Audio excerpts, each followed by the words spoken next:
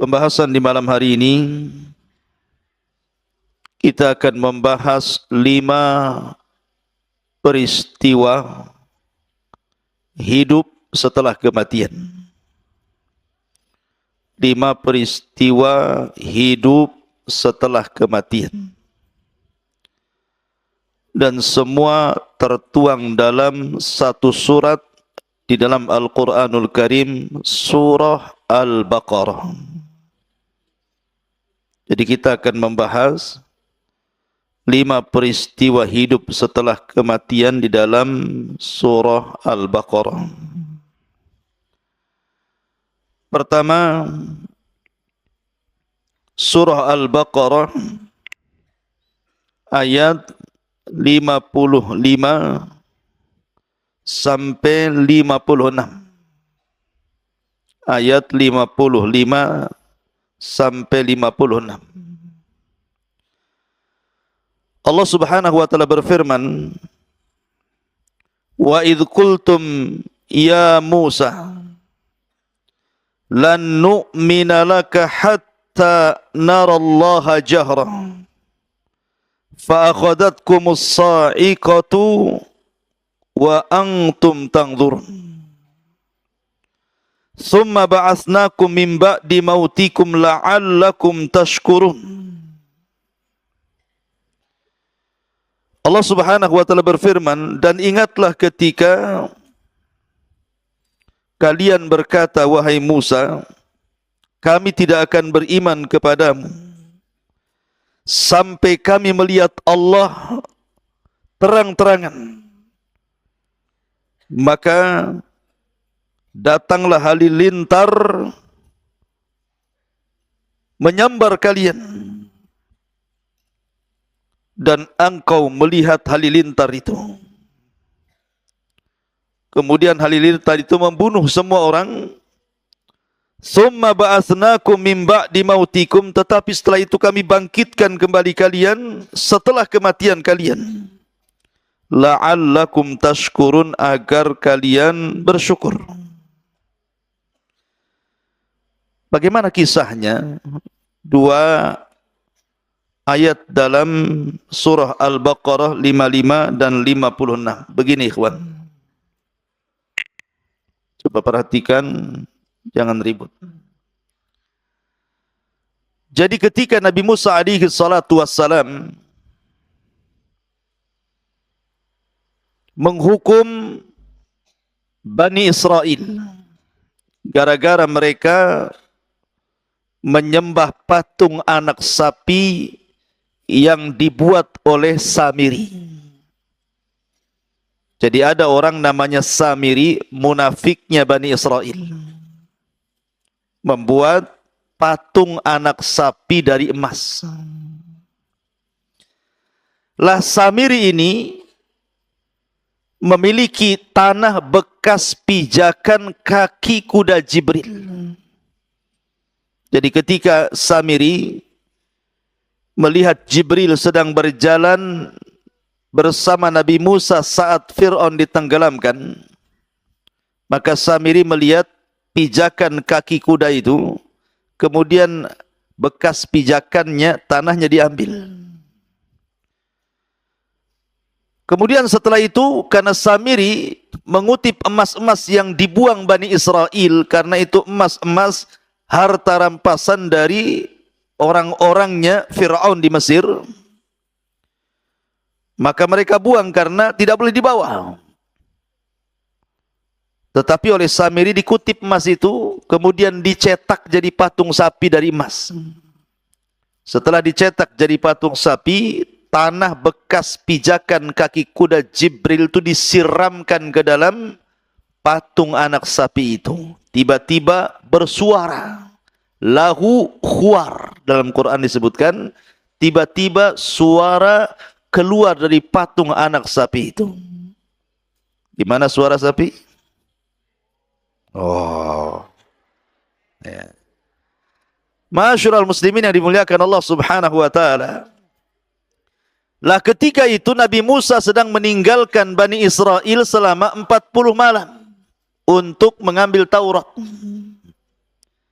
tiba-tiba Samiri mengatakan kepada Bani Israel, lihat, Musa nabi kalian cari Tuhan jauh sekali sampai harus ke Bukit Saina, padahal Tuhannya ada di sini, maksudnya patung anak sapi. Maka 70.000 Bani Israel murtad, menyembah patung anak sapi yang dirangkai Samiri dan meninggalkan agama tauhid. Maka sepulangnya Nabi Musa alaihi salatu wassalam dari Bukit Saina dan membawa Taurat serta papan Taurat, melihat 70 Bani Israel murtad, maka Musa pun murka. Kemudian memanggil Harun saudaranya, kemudian memanggil Samiri, akhirnya mengusir Samiri, kemudian menghukum Bani Israel berdasarkan Taurat dengan cara sebagai hukumannya dan sebagai tobatnya karena mereka sudah murtad, maka mereka harus saling tusuk-tusukan satu dengan yang lainnya, saling bunuh-bunuhan dengan satu dengan yang lainnya, sama-sama pegang pisau. Begitu cara tobatnya. Tusuk sini, kamu tusuk saya tusuk kamu. Ya. Akhirnya 70.000 orang itu semua mati. Awalnya mereka nggak mau,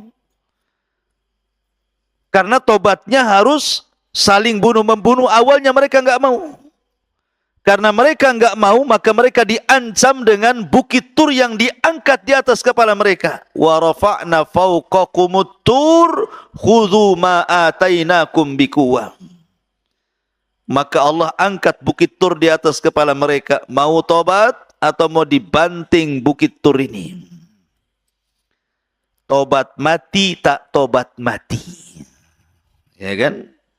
Kalau tak tobat, dihantam bukit Tur mati. Kemudian tobat disuruh tusuk-tusukan, mati juga. Jadi tobat nggak tobat, dua-duanya mati. Tetapi mati di atas tobat, dzalikum khairul lakum inda bari'ikum. Itu lebih baik dibandingkan mati kena azab. Akhirnya mereka pun memilih tusuk-tusukan satu dengan yang lainnya. Kemudian semua mati sebanyak 70.000 Bani Israel. Mati semua. Ya. Maka Nabi Musa alaihi salatu wassalam mulai menggembleng orang-orang yang tidak terlibat dalam pemurtatan Samiri.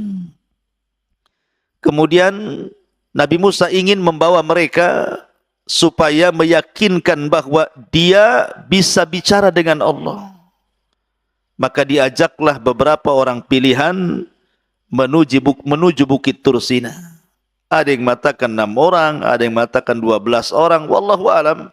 Yang jelas khawasnya Nabi Musa, orang-orang pilihannya Nabi Musa, diajak oleh Musa biar mereka yakin bahwa dia bisa berbicara dengan Allah. Berangkatlah mereka. Di tengah jalan mereka nggak yakin dengan Nabi Musa. Subhanallah, padahal ini orang pilihan nih.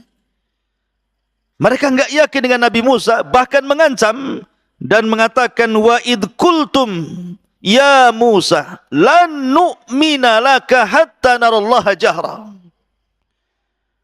Mereka mengatakan, ya Musa, kami tidak akan beriman kepadamu sampai kami bisa melihat Allah Tuhanmu dengan kasat mata.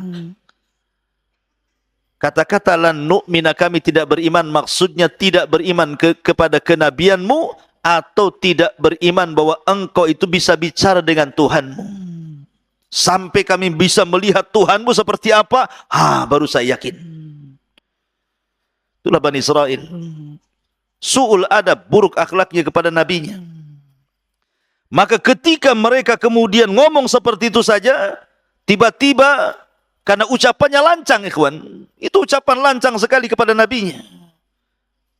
Mengatakan kami tidak beriman kepadamu wahai Musa, sementara mereka sudah banyak diselamatkan oleh Allah lewat Nabi Musa, diberikan nikmat oleh Allah lewat Nabi Musa. Ujung-ujungnya kurang ajar dan mengatakan, kami tidak beriman kepadamu wahai Musa sampai engkau tampakkan Tuhanmu seperti apa. Oh, karena mereka sudah lancang, apa yang terjadi? Fa'akhadatkumus sa'iqatu wa antum tangdurun. Datang halilintar menyambar orang-orang ini. Langsung seketika semua mati tersambar halilintar. Mati semuanya. Ya. Tetapi setelah itu Nabi Musa berdoa kembali kepada Allah agar dihidupkan kembali. Maka Allah katakan, "Tsumma ba'atsnakum mim ba'di mautikum la'allakum tashkurun." Kemudian kami bangkitkan kembali kalian setelah kematian kalian agar kalian bersyukur. Maka di sini terjadi qudratullah, kuasa Allah, orang mati bisa hidup lagi. Ini kisah yang pertama. Kisah yang kedua terdapat dalam surah Al-Baqarah ayat 67. 67 sampai 73. Ada kisah yang disebut Baqaratu Bani Israel. Kisah Baqarah Bani Israel, sapi betina Bani Israel. Bagaimana kisahnya? Allah Subhanahu wa taala berfirman, "Wa idz qala Musa liqaumihi, innallaha ya'murukum an tadhbahu baqarah." Qalu atattakhiduna huzwa? Qala a'udzu billahi an akuna minal jahilin. Dan ingatlah ketika Musa berkata kepada kaumnya, sesungguhnya Allah perintahkan kepada kalian untuk menyembelih baqaratan, sapi betina. Qalu, mereka mengatakan, atattakhiduna huzwa? Kau hendak main-main dengan kami wahai Musa? Maka Musa mengatakan, a'udzubillah, aku berlindung kepada Allah, an akuna minal jahilin, kalau aku termasuk orang jahil. Ceritanya begini. Di zaman Bani Israel ada orang kaya, kaya sekali. Dan baik hati, suka sedekah, suka nyumbang, sehingga dicintai oleh Bani Israel. Kalau sudah kaya, dermawan, baik hati, pasti disukai orang. Tapi kalau sudah kaya, kemudian pelit, kemudian kedekut, kemudian tidak bakhil gitu ya, kemudian sombong, dibenci orang biasanya. Lebih-lebih sudah miskin, kedekut lagi. Ma'asyiral muslimin yang dimuliakan Allah Azza wa Jalla. Jadi ada orang kaya Bani Israel, saking kayanya, baik hati, suka dermawan, suka nih Bani Israel sama orang ini. Masalahnya dia hidup tidak punya keturunan. Maka dia mengambil anak saudaranya dijadikan anak angkatnya. Ponaannya dijadikan anak angkatnya. Tapi ponaannya tak tahu diri. Dilihat pamannya kaya raya, kemudian dia sudah diangkat jadi anak angkatnya, terpikir nih, gimana caranya mengambil hartanya. Maka iblis masuk ke otaknya, begini, kalau kau ingin mengambil kekayaannya, bunuh pamanmu itu. Akhirnya, malam-malam, gelap-gelap, kemudian dia pun beraksi dibunuh pamannya. Bani Israel tidak tahu. Setelah dibunuh pamannya, digendonglah jasadnya. Kemudian dibawa kepada kabilah lain, diletakkan di depan rumah kabilah lain. Supaya nanti dia dapat uang diatnya. Nanti orang nuduh kabilah itu yang bunuh. Kalau dalam hukum Islam, kalau bunuh dibalas bunuh. Kalau tidak, diat bayar unta, 100 ekor unta. Kan lumayan juga. Sudah dapat warisan, dapat 100 ekor unta katanya. Serakah. Akhirnya betul-betul diletakkan paman yang sudah dibunuh itu, kemudian diletakkan di kabilah lain, dan dituduh bahwa kabilah itu sudah membunuh pamannya dan harus bayar diat. Licikan, pertama mau ngambil hartanya, yang kedua mau ngambil diatnya. Akhirnya kemudian kabilah yang diletakkan jasad paman itu tidak terima. Kenapa? Karena merasa tidak membunuh masalahnya. Loh, kami tidak membunuh, kok kami dituduh pula membunuh? Sementara kabilah dari pamannya itu bangkit dan menuduh bahwa kalian yang membunuhnya, dan provokatornya adalah ponaannya ini, anak dari pamannya, anak dari saudaranya orang kaya itulah yang memprovokasi orang jadi provokator. Seolah-olah orang itu dan kabilah itu yang membunuhnya, sampai mau perang dua kabilah gara-gara kasus ini. Akhirnya sebelum terjadi peperangan, orang-orang yang berakal di antara mereka berkumpul. Lah ngapain kita perang? Kan kita punya Nabi, Nabi Musa. Cobalah kita tanyakan sama Nabi Musa, kira-kira siapa yang membunuh orang ini? Boleh jadi ada solusi. Yuk kita berangkat kepada Nabi Musa. Kisah inilah baru dimulai. Maka berangkatlah mereka kepada Nabi Musa. Apa katanya? Wa idh qala Musa liqaumihi innallaha ya'murukum an tadhbahu baqarah. Setelah mereka datang kepada Nabi Musa, Musa pun berdoa kepada Allah, turun wahyu. Musa, katakan kepada Bani Israel, kalau ingin menyingkap pembunuhan, siapa dalang pembunuhnya? Perintahkan Bani Israel, innallaha ya'murukum an tadhbahu baqarah. Allah memerintahkan kalian untuk menyembelih seekor sapi betina. Sampai di sini Allah mudahkan. Namanya sapi betina itu mudah dicari. Anda mau nyembelih yang kecil, yang besar, yang jantan, yang perawan gitu ya. Ataupun sapi yang cacat, yang sehat, yang warna-warni, yang enggak berwarna gitu ya. Boleh, silahkan. Yang penting sapi betina. Itu awalnya dimudahkan. Tapi Bani Israel ini su'ul adab, jelek akhlaknya sama nabinya. Mereka malah mengejek Nabi Musa dan mengatakan, atattakhiduna khuzwa, wahai Musa, kau hendak membodoh-bodohkan kami. Kami tanya siapa pembunuhnya, kau pula suruh kami menyembelih seekor sapi betina. Apa hubung kait antara pembunuhan dengan sapi betina? Tidak nyambung. Mereka tidak paham bahwa ini perintah Allah. Makanya Musa murka dan mengatakan, a'udzubillah an akuna minal jahilin. Aku berlindung kepada Allah. Ini seruan ini bukan karena kejahilanku, ini perintah Allah. Barulah kemudian mereka mau melaksanakannya, tapi mereka tanya macam-macam soal sapinya. Apa tanyanya? Qalu du'u lana rabbaka yubayyin lana mahi. Qala innahu yaqulu innaha baqaratun la faridun wala bikrun awanun baina dzalika faf'alu ma tu'marun. Mereka berkata, wahai Musa, berdoalah kepada Rabbmu, jelaskan kepada kami sapi betinanya kayak apa. Lihat bagaimana su'ul adab, buruk ucapan Bani Israel ini. Harusnya mereka mengatakan qalu du'u lana rabbana, bukan rabbaka. Itu kan Allah Tuhan kita, seolah-olah itu Tuhan Musa saja, bukan Tuhan Bani Israel. Mereka mengatakan, wahai Musa, berdoalah kepada Rabbmu, harusnya kepada Rabb kita kan begitu. Itu kan su'ul adab namanya. Coba doa sama Tuhanmu, seolah dia tidak punya Tuhan. Coba terangkan sapinya kayak apa. Gitu ya. Maka Musa menjawab, sapinya itu la farid wala bikr. Tidak terlalu tua, tidak terlalu muda, sedang-sedang saja. Sapinya sedang-sedang saja. Tidak tua, ya tidak muda. Faf'alu ma tu'marun, sudahlah lakukan saja. Sebenarnya nyari sapi yang tengah-tengah banyak. Maksudnya yang tidak terlalu tua, tidak terlalu muda, lihat dari usia saja sudah dapat. Tapi mereka memang hendak memperberat diri, maka Allah beratkan sekalian. Fasyaddadu fasaddadallah. Ketika mereka hendak berat, Allah berikan berat. Kemudian mereka mengatakan, qalu ulana rabbaka yubayyilana ma launuha. Gini wahai Musa, nampaknya enggak jelas itu. Sekarang kami tanya warnanya lah. Kayak apa warnanya itu sapi itu?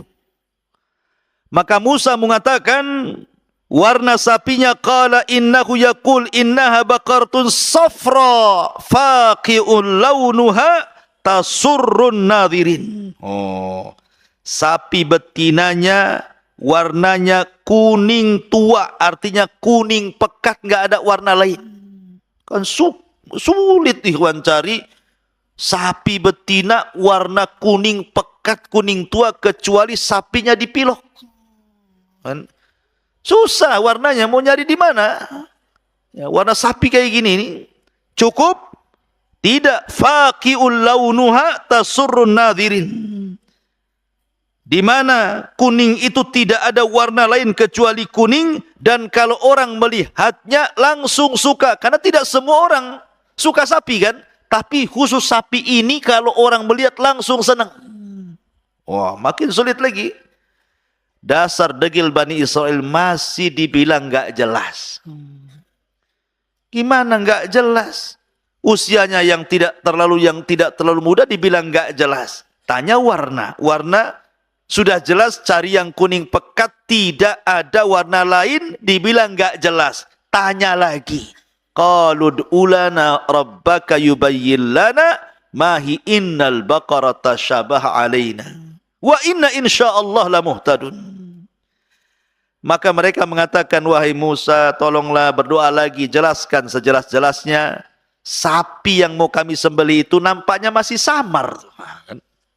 Bani Israel nih, degilnya kayak gitu. Masih samar nih, nggak jelas juga nih katanya. Pada sudah jelas dibilang nggak jelas. Ya. Tolonglah jelaskan yang sejelas-jelasnya biar kami dapat petunjuk.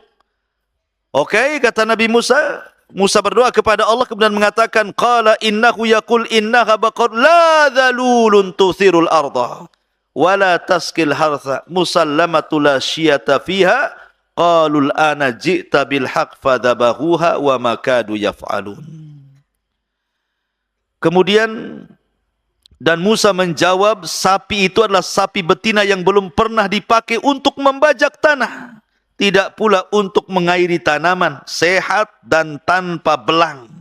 Mereka berkata, sekarang baru jelas sapinya. Masalahnya ada enggak sapinya? Dibilang udah jelas, sapinya ada enggak? Kan itu. Rupanya satu Bani Israel yang punya sapi kayak itu cuma satu. Anak yatim. Anak yatim punya sapi. Itu warisan satu-satunya dari orang tuanya, persis sifatnya seperti yang disifatkan oleh Musa kepada Bani Israel. Maka Allah mengirim malaikat untuk menjelma manusia dan mendatangi anak yatim yang punya sapi itu. Maka datanglah malaikat dan mengatakan, sini nak, sebentar lagi sapimu akan ditawar orang. Dan pasti tidak akan mencari sapi kecuali sapimu. Maka jangan kau kasih ke mereka. Tapi kalau seandainya mereka kekeh ingin sapimu nak, jualah sapimu dengan emas seberat sapimu. Emas seberat sapi? Gimana pula? Ya, kalau emas Jawa ya lah. Mas, kemana mas? Kan itu ya. Berat tuh. Kan itu ya. Tapi kalau emas ini, mas gelang, mas anting, mas kalung, ini seberat sapi dari mana? Makanya Allah Subhanahu wa taala menjelaskan bagaimana hampir-hampir mereka tidak sanggup melakukannya. Apa kata Allah? Faqulna daribu bi faqulna wa idza fadhabahu wa ma kadu yaf'alun. Di ujung ayat Allah mengatakan fadhabahuha wa ma kadu yaf'alun. Maka mereka pun berhasil menyembelihnya, tapi hampir-hampir gagal. Kenapa? Bukan tidak ada sapinya, ini sapinya sudah ada. Masalahnya mahal sekali. Ya. Karena harus membeli dengan emas seberat sapi itu. Dari mana coba? Terpaksalah akhirnya emak-emak, ibu-ibu gitu ya, dicopotin antingnya, kalungnya, gelangnya, dikumpulkan di kilo, kemudian setelah seberat sapi itu baru anak yatim memberikan sapinya. Anak yatim ini kaya mendadak. Gara-gara jual sapi.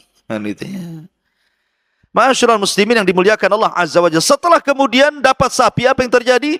Dibawalah sapi itu kepada Nabi Musa. Maka Nabi Musa menyuruh untuk menyembelihnya, disembelihlah sapi itu. Kemudian diambillah bagian daging dari sapi itu. Kemudian dipukulkan ke orang yang mati. Tiba-tiba hidup dia. Kemudian Musa bertanya, hei, siapa yang membunuhmu? Kemudian orang yang mati ini melirik, ternyata pandangannya langsung ke keponakannya. Tuh yang bunuh saya tuh, katanya. Habis itu mati lagi. Ya. Hanya ngasih tahu pembunuhnya, habis itu klak mati lagi. Tapi kan di sini sempat hidup sesaat. Ini namanya hidup setelah kematian. Kuasa Allah, hanya dipukul daging sapi bisa hidup. Tapi yang bisa melakukan seperti Nabi Musa, jangan pula ada orang mati antum pukul-pukul dengan daging sapi kok tak hidup-hidup, katanya. Ya, antum bukan Musa. Ya, ngapain pula antum pukul orang dengan daging sapi pula? Ya. Jadi ma'asyiral muslimin yang dimuliakan Allah Azza wa Jalla, ini peristiwa yang kedua dari kisah hidup setelah kematian dalam surah Al-Baqarah. Kemudian kisah yang ketiga masih dalam surah Al-Baqarah ayat 259. Agak jauh. Al-Baqarah 259. Allah Subhanahu wa taala berfirman di dalam Al-Baqarah 259 tentang kisah di mana Ibrahim alaihi salatu wassalam, di mana ada seorang nabi yang dalam sejarah disebut Uzair. Kisah Nabi Uzair disebutkan dalam Al-Baqarah 259. Allah mengatakan, "Au kalladzi marra ala qaryatin wa hiya khawiyatun ala urushiha qala anna yuhyi hadhihi Allahu ba'da mautiha fa amatahu Allahu mi'ata amin thumma ba'athah qala kam labista qala labistu yawman aw ba'da yawm qala bal labista mi'ata amin fandur ila ta'amika wa syarabika lam yatasannah wangdur ila himarika walinaj'alaka ayatan linnas wangdur ilal idham kaifa nunsizuha thumma naqsuha lahma falamma tabayyana lahu qala a'lamu anna Allah ala kulli syai'in qadir." Kisahnya begini. Dulu orang-orang Yahudi menguasai Palestina. Tapi orang-orang Yahudi itu terkenal su'ul adab kepada para nabi. Buruk adabnya, buruk akhlaknya, buruk muamalahnya, sehingga terkadang mereka mendustakan nabi, bahkan sampai membunuh para nabi. Sampai-sampai Nabi Zakaria dibunuh orang Yahudi, Nabi Yahya dibunuh orang Yahudi, Nabi Isa pun tidak lepas akan terjadi pembunuhan kalau tidak diangkat Allah ke langit. Banyak. Akhirnya kemudian banyak para nabi yang didustakan dan dibunuh. Sebab itulah Allah datangkan kepada Yahudi Bani Israel pasukan besar yang dipimpin oleh Bukhtun Nasr.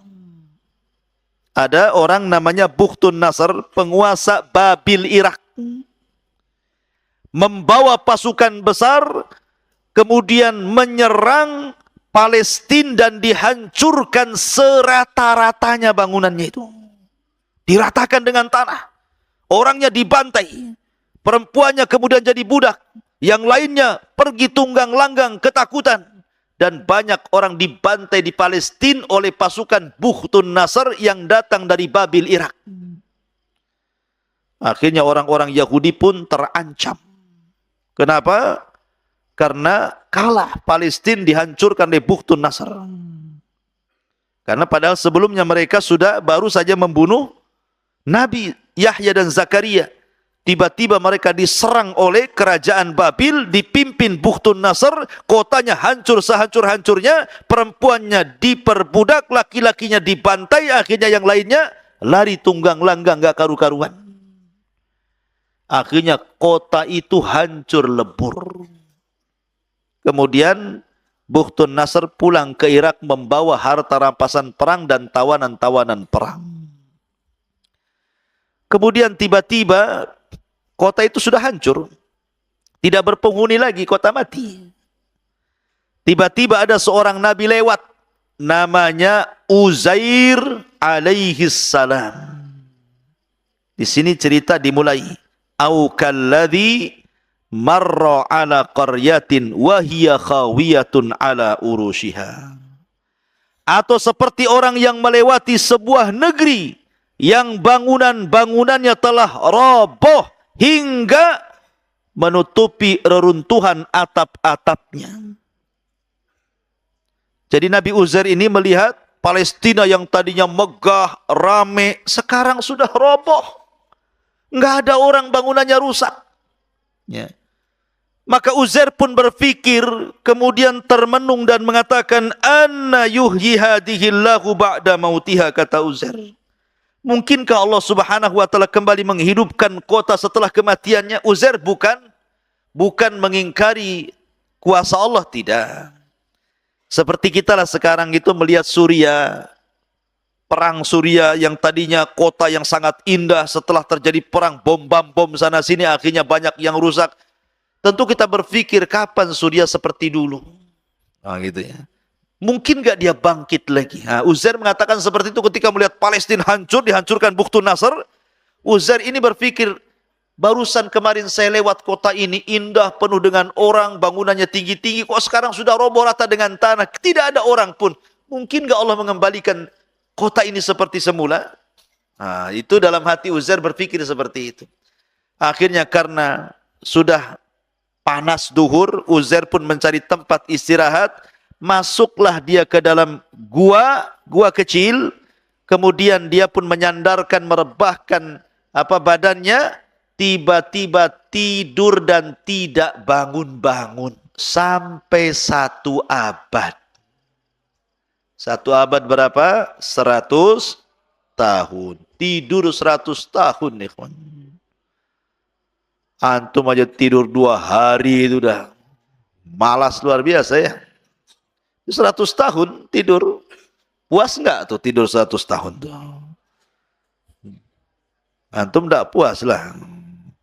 Jadi akhirnya kemudian tidur 1 abad tuh. Enggak bangun-bangun. Masya Allah. Kuasa Allah.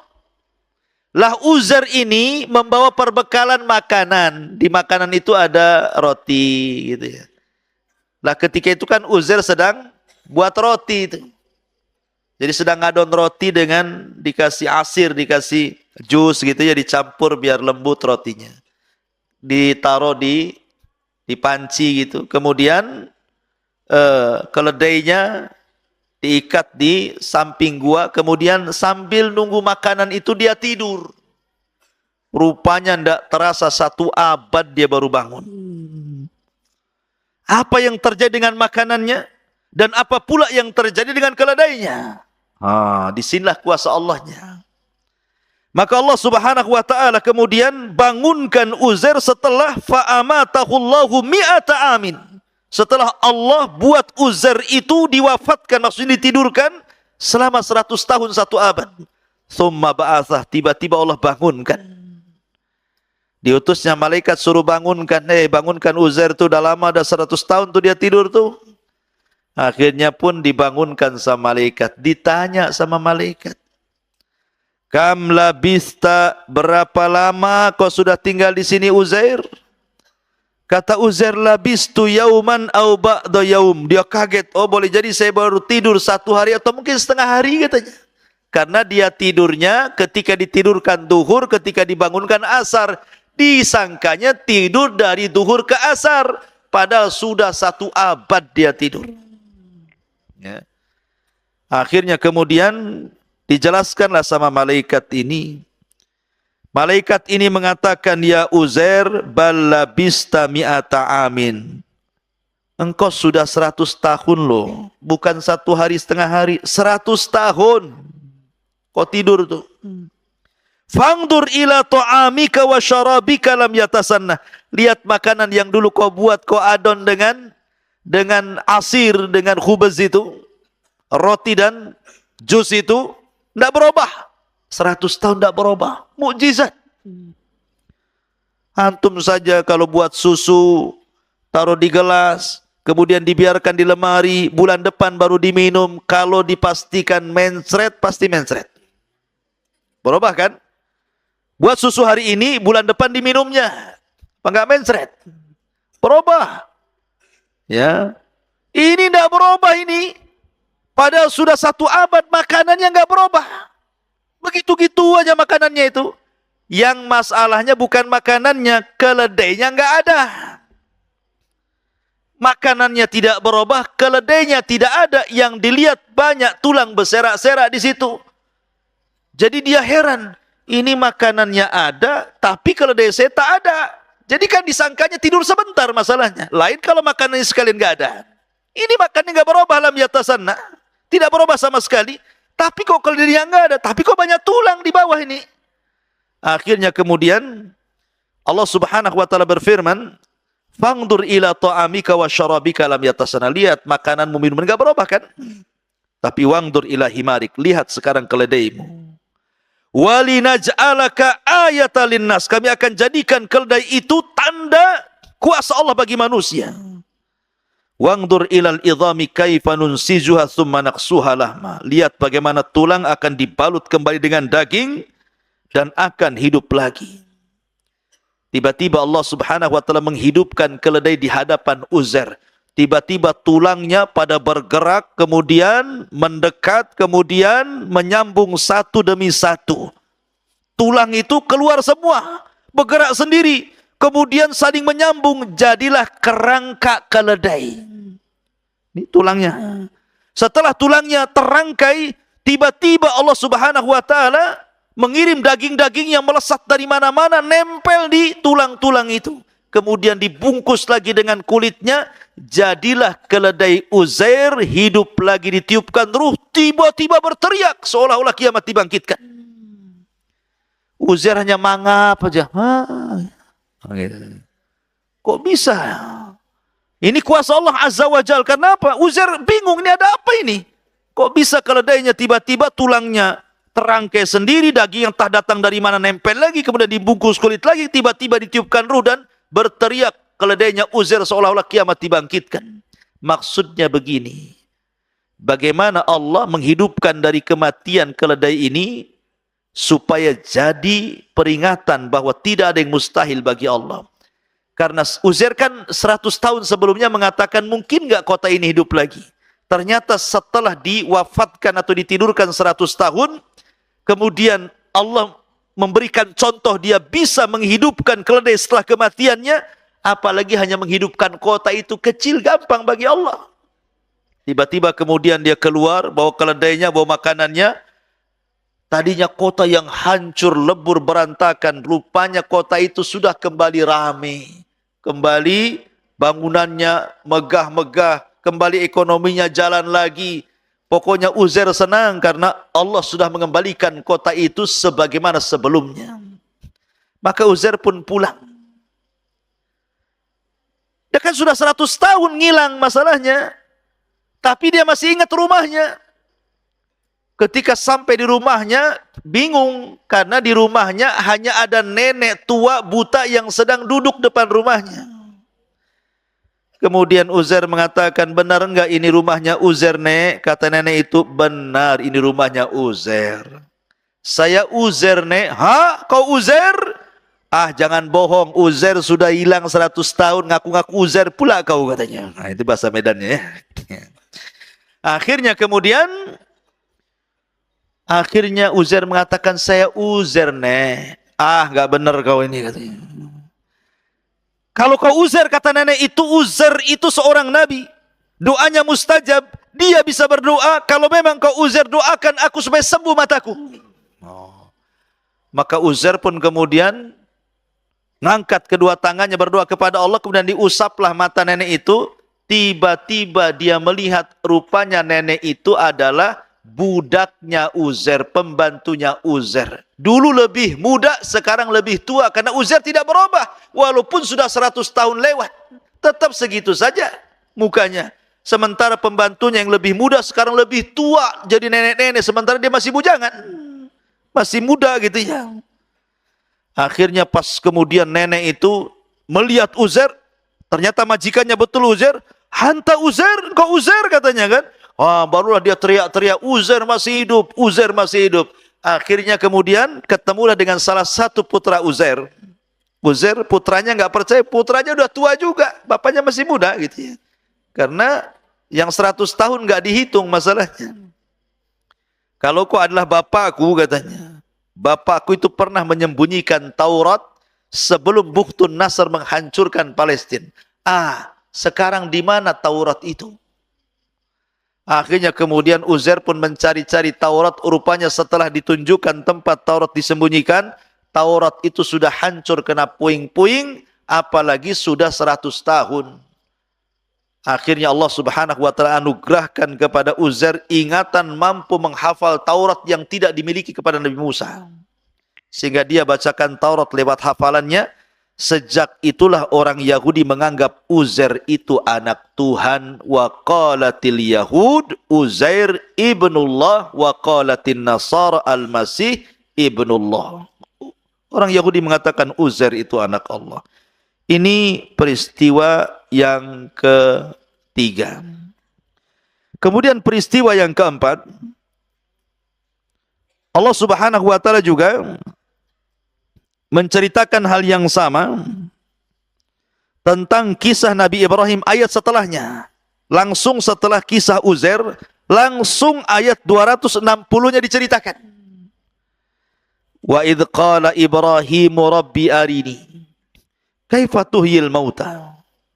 Qala awalam tu'min qala bala walakin liyatma'inna qalbi. Qala faqud arba'atan minat tayri fasurhunna ilaika thumma ij'al ala kulli jabali minhunna juz'a thumma ud'uhunna ya'tinaka sa'ya wa'lam anna Allaha azizun hakim.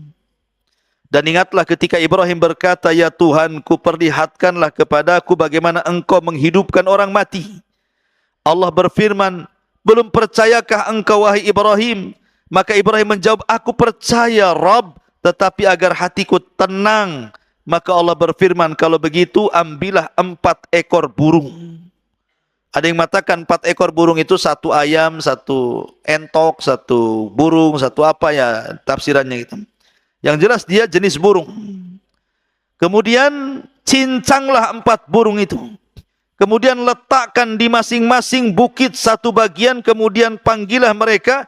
Niscaya mereka akan datang kepadamu dengan segera. Ketahuilah Allah Maha Perkasa dan Maha Bijaksana. Jadi Nabi Ibrahim dan dia Khalilur Rahman meminta kepada Allah Azza wa Jal agar menerangkan bagaimana Allah Subhanahu wa taala menghidupkan setelah kematian di hari kebangkitan. Maka Allah mengatakan, ya Ibrahim, kau tidak percaya aku akan membangkitkan manusia di hari kebangkitan? Kata Ibrahim, tidak, aku yakin, cuma aku biar tenang saja ya Rabb. Kalau begitu begini, kau tangkap 4 burung itu, kau cincang. Letakkan kepalanya di Jabal Uhud 1. Ya. Badannya di mana? Di Himalaya sana 1. Ya. Buntutnya di mana? Di mana? Di Bandung sana, di Padang 1. Sumatera mana lagi? Di Alor sana, di Flores sana. Sari mana? Himalaya sana. Jadi seandainya ini kita contohkan, letakkan gunung sana, letakkan gunung sana, letakkan gunung sana, kepalanya sana, kakinya sini, badannya di sini. Akhirnya Ibrahim melakukannya. Kemudian setelah itu Allah katakan, panggil sekarang. Tiba-tiba ketika dipanggil, burung itu melesat, kepalanya lari, kakinya lari, badannya lari, sambil melayang terangkai sendiri, tiba-tiba datang menghadap Ibrahim, sudah hidup kembali. Wah, luar biasa. Ya. Itu mukjizat Ibrahim. Kalau antum nyincang burung, ya ujung-ujungnya antum masak lah. Nggak mungkin dibalikan hidup lagi. Ya. Karena manusia tidak bisa menghidupkan yang seperti itu. Ini kisah yang keberapa? Yang keempat. Masih dalam surah Al-Baqarah. Kemudian kisah yang kelima, yang terakhir adalah kisah apa namanya? Kisah apa? Masih surah Al-Baqarah. Kisah Nabi Hazkiel. Al-Baqarah 243. Ini yang terakhir ya. 243. Kisah Nabi Hazkiel 243. Allah Subhanahu wa taala berfirman 243. Alam tara ilal ladzina kharaju min diyarihim wa hum ulufun hadaral maut. Faqala lahumullahu mutu thumma ahyahum. Innallaha ladzu fadlin 'alan nas walakinna aktsaran nasi la yashkurun. Tidakkah engkau lihat kepada orang-orang yang mereka keluar dari negeri mereka dan jumlah mereka uluf ribuan karena menghindari kematian. Maka Allah berfirman kepada mereka, matilah kalian. Kemudian mereka mati. Kemudian Allah katakan, hiduplah kalian. Maka mereka pun hidup. Sesungguhnya Allah sungguh pemilik keagungan atas manusia, akan tapi kebanyakan manusia tidak bersyukur. Jadi begini kisahnya ikhwan, kisah Nabi Hazkiel ini. Jadi di Bani Israel itu pernah terjadi semacam corona. Dulu kan awal-awal corona di mana di Wuhan, Cina kan. Beritanya kan heboh tuh. Ya. Sampai mayat bergelimpang-gelimpangan tuh enggak karu-karuan di jalan-jalan, sampai daerah negeri mana itu sampai enggak terurus jenazahnya. Meninggal geletak di jalan di mana-mana gitu ya. Macam itulah di zaman Bani Israel terjadi wabah yang disebut dengan wabah taun. Jadi datang taun membunuh ribuan jiwa Bani Israel, lah yang selamat keluar. Yang selamat keluar karena takut tertular taun. Akhirnya yang selamat tidak terkena taun itu mereka karena takut tertular, mereka keluar dari negerinya. Akhirnya mereka cari tempat yang selamat. Ketika sampai di tempat yang jauh dari tempat asal mereka terkena wabah, tiba-tiba baru sampai di tempat itu, rupanya malaikat maut sudah nunggu mereka. Tujuannya menghindar taun supaya jangan terkena penyakit taun agar tidak mati. Mereka keluar dari negerinya, sampai di tempat yang dikira selamat, tiba-tiba malaikat maut pula ada di situ. Lah, ini gimana ceritanya? Menghindar kematian, jatuh ke kematian namanya. Maka ketika mereka sampai melihat malaikat maut, maka Allah perintahkan malaikat maut cabut mereka semuanya nyawanya itu. Akhirnya ribuan orang yang mengungsi mati semua. Kata para ulama, al-qadaru la yamna al-hadaru la yamna'ul qadaru. Al-hadaru la yamna'ul qadar. Bahwa menghindar dari takdir tidak mencegah adanya takdir. Menghindar dari kematian pasti akan dihadapkan dengan kematian lain. Tidak kematian dengan corona, mungkin dengan yang lain. Tidak mesti mati karena corona, yang lain juga penyebab kematian banyak. Tidak mesti dengan taun, rupanya ada memang takdirnya mati. Ketika sampai mereka karena ingin menghindari taun itu, malah mereka dicabut nyawanya di situ oleh Allah. Oh, jasadnya bergelimpangan di mana-mana. Ketika itu Nabi Hazkiel lewat di situ. Kok banyak jasad di mana-mana? Ya. Rupanya jasad-jasad Bani Israel yang menghindar dari taun itu. Maka Allah berfirman kepada Nabi Hazkiel, wahai Hazkiel, maukah kuhidupkan mereka semuanya? Maka Hazkiel mengatakan, ya Rabb, hidupkanlah mereka, kasihan. Biar mereka mendapatkan hidayah dari pelajaran seperti ini. Maka Allah perintahkan kepada Hazkiel, serulah mereka. Maka akhirnya Hazkiel pun menyuruh mereka, dan Allah kembalikan, hidupkan mereka. Akhirnya mereka pun kemudian tobat dan sadar, kemudian mengikuti Nabi Hazkiel, walaupun belakangan kemudian mereka kufur lagi. Lihat bagaimana Allah menghidupkan manusia setelah kematian. Taib, ini diantara 5 peristiwa hidup setelah kematian dalam surah Al-Baqarah.